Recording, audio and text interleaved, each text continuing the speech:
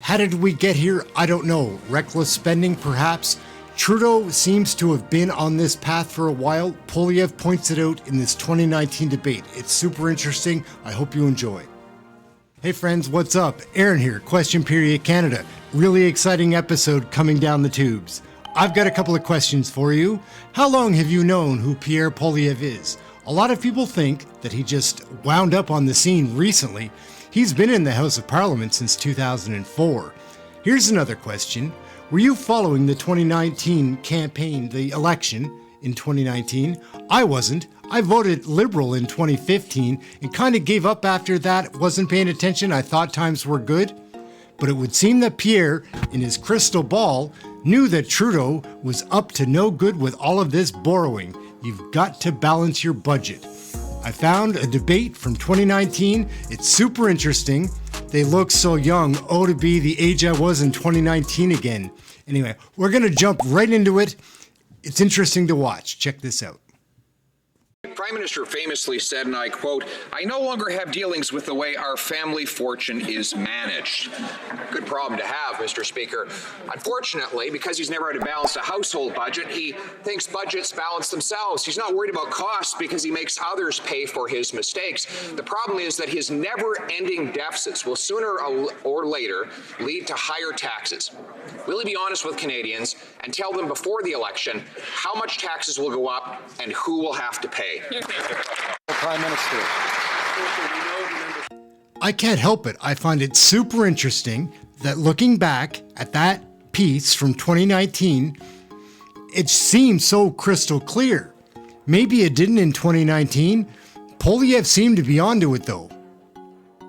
Yeah, so that's Poilievre's piece, and now we're going to see Trudeau. He looks so young, guys. He used to be handsome. Now he looks like a jackass, I find. I can't trust a word out of his mouth.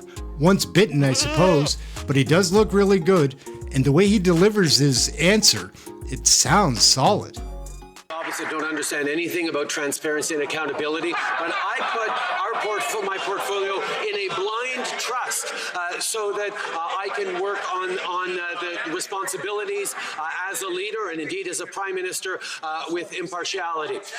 But it's interesting that they won't ask that same question in English that was just asked in French about giving to Quebec a single tax filing. I will always stand up to defend the interests of Quebecers and indeed all Canadians, but I was also stand up for what's good for Canadians and stand against pandering to the provinces. I figured a small part out, something that might be wrong with Trudeau. Having Poilievre go at you like this every day in Parliament, that might break you down, make you a little loopy, make your planning terrible. It's just funny because Poilievre has been going at him for years. It's not going to slow down. It was pretty good back then. It's hard. The honourable member for Carleton. Blind trust. What the Prime Minister is asking of taxpayers is that they blindly trust him, that he can spend a great fortune, amass enormous debts, set on track permanent and growing deficits, and trust that no one will ever have to pay for it. Canadians do not have inherited family fortunes. They know that budgets don't balance themselves. Will he tell them the real cost that his taxes will impose on everyday Canadians after the election? Prime Minister. So the piece that Poilievre is saying there about blind trust, I feel that. Like when Trudeau is talking about free heat pumps, he might as well be talking about dragons and unicorns. I know these things don't exist. So I can't blindly trust our leader anymore. Poilievre's on him. Trudeau answers pretty well. You can almost trust it except that you know how it works out. That's the piece. Listen to his answer.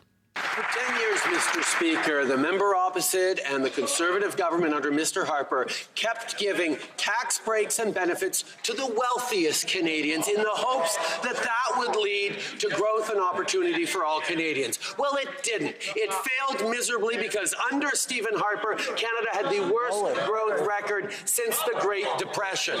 We made a different choice to lower taxes for the middle class, to invest in folks who needed our help with things like the Canada Child Benefit, the guaranteed income supplement increase for seniors, the Canada Workers Benefit. These are the things that have made a difference. Member for Carleton. The plans that Trudeau's talking about there, they kind of sound like they make sense. Except we know years later, they didn't make sense and they didn't work out. In his answer, he pisses Poilievre off, and you can tell with the next question that Poilievre has. He comes out of the gate firing. I do like Poilievre, he's very entertaining and he looks like he's the next guy, but he does get pissed off when you bring up Stephen Harper and when the role that Poilievre played in that government. He's very sensitive about it, you can just tell. Well, isn't it funny to listen to a trust fund baby lecturing Canadians about being too rich? That's right. He says that people who take the bus are too rich and therefore should lose their transit tax credit. Soccer moms and hockey dads, Prime Minister says they're too rich, so he takes away their children's fitness tax credit. At the same time, he forces these same working class families to pay for his taxpayer-funded nannies. Will he put aside the hypocritical class warfare and tell us the true cost of his tax increases that he would bring in if he got reelected? The Honourable Prime Minister. Told you that he pissed him off, called him a trust fund baby a couple of times in there, and really came with the insults. You could tell he was upset. Let's see how Trudeau answers. Except that we know how it ends. It didn't sound like a bad plan, but that's why we can't trust this guy anymore, right? That's why I can't, at least. Speaker, we see proof that the Conservatives simply don't understand that low-income families don't benefit from tax breaks because they don't pay taxes. We have moved forward on investing directly in low and middle-income families with the Canada Child Benefit that'll actually directly benefit them. We have lifted hundreds of thousands. I asked the Honourable Opposition House Leader, and others, order. To come to order and not to be yelling when someone else has the floor. Order. The Right Honourable Prime Minister has the floor. For a few seconds. Mr. Speaker, non-refundable tax breaks do not benefit low-income families. That is why we changed their way of sending tax breaks to millionaire families and instead give the money directly to the families who needed it. So I don't know if you follow the channel or not, but I left that piece in with Jeff Regan, the House Speaker, making everybody behave. It reminds me of Greg Fergus, the new terror that's messing up the flow of question period in the Commons. Greg Fergus is terrible. Anyhow, now we see Justin's answer. It's brutal when we know how it works out.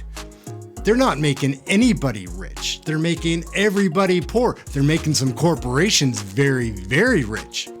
But everybody else, all of us, people that used to be middle class that are now upper, lower class, it's not good.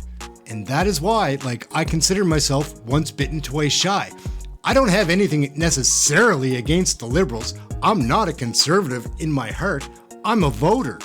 I don't like the way that the way times are. It's really, really tough out there. And it doesn't look like they're going to change their course of action. The Conservatives look like they will change some things up. Anyhow, I wanted to bring this video to give you some insight into what has been going on. It's been like this for a while, and you can't just listen to what you're told and believe everything to be true. That goes for both sides, but it definitely goes for the Liberals and Trudeau for sure. We're gonna go out on this little piece. It's just to show you the toil that Poilievre has had on Trudeau over the years.